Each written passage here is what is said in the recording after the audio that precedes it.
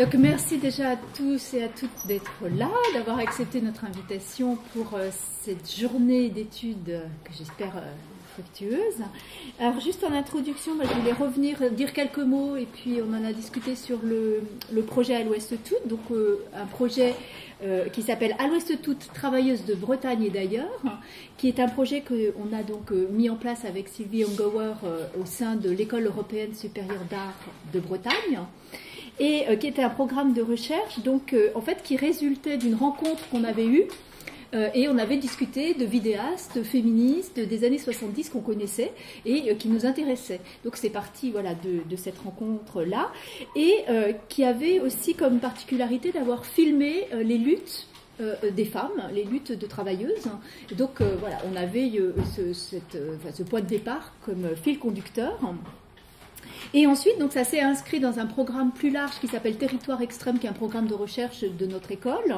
Et on a eu envie donc de travailler sur ces zones frontières entre l'art contemporain et les sciences humaines, d'où les invitations aussi multiples de cette journée, avec l'idée de regarder comment des artistes cartographient, représentent le travail, comment voilà, ils s'emparent de cette question.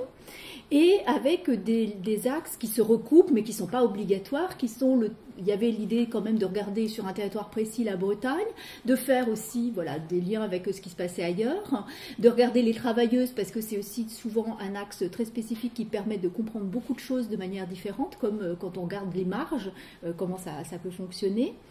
Et donc l'idée également de regarder comment on va pouvoir rendre compte des résistances, des luttes, des manières de résister et comment le champ artistique s'empare et peut aussi contribuer grâce aussi à différents médiums avec l'esthétique, comment on peut s'emparer, comment on peut dire quelque chose, transmettre quelque chose et peut-être aussi donner ces moyens de résister ou en tout cas les transmettre, avec l'idée de faire intervenir également donc plusieurs champs, des porosités avec les sciences humaines, l'ethnologie, l'histoire, la politique, mais également avec l'histoire de pièces plus anciennes qui, notamment, on a rencontré hier Neil Alter, qui est quelqu'un qui a aussi beaucoup travaillé sur des luttes immigrées et de travailleurs ou travailleuses, et donc de faire résonance entre le passé et puis les artistes invités dans le projet, dont donc Sylvie, qui est présente, Marie-Elia, qui est présente aussi,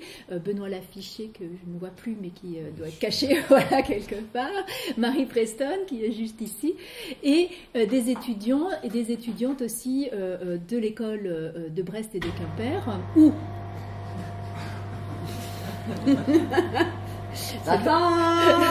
le fantôme de Paris 8 qui a décidé qu'il coupait la parole, il n'est pas d'accord, donc il y a quand même des étudiants, des étudiantes et anciennes étudiantes dans le cas de Maud, et aussi de Nestrine. Même vous aussi, vous êtes maintenant ancien étudiant et étudiante ? Non, pas encore. Eux, ils sont encore. Ils peuvent passer leur diplôme. Et Vincent, en fait, qui n'est pas là parce qu'il a une exposition oui, c'est ça, c'était ce soir. Rue Bellem. Voilà. Et le projet a aussi été conçu avec Keren Téton, qui est là présente également, qui est la directrice du quartier à Quimper, et donc qui s'est engagée dès le départ dans le projet pour faire aboutir en fait le projet en direction d'une exposition qui doit avoir lieu au quartier en 2017. C'est bien ça, Keren. Ouais. Et donc voilà, donc toutes ces recherches sont assez aussi mouvantes parce que c'est pas une habitude que de monter des projets de recherche en école d'art. Donc voilà, on avait aussi ouvert un champ avec des possibilités, des ouvertures, quelque chose d'assez fluctuant parce que on avait envie que ça soit réactif et que on puisse par exemple inviter aussi Romana et Robert qui ont travaillé ensemble sur ces questions, qui ont exposé au labo d'Aubervilliers. Donc peut-être vous avez aussi vu l'exposition il y a quelque temps.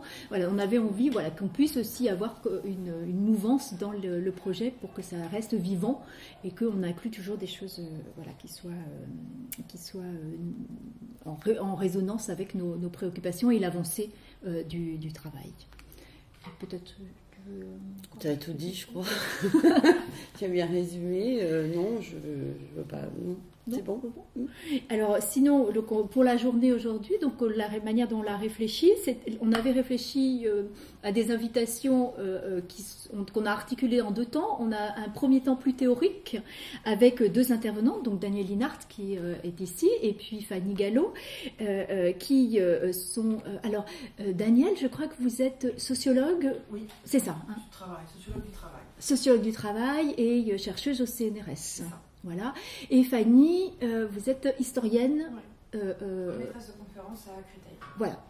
Mais il y a une période pour l'histoire, non, en histoire contemporaine. En histoire contemporaine, voilà, c'est ça.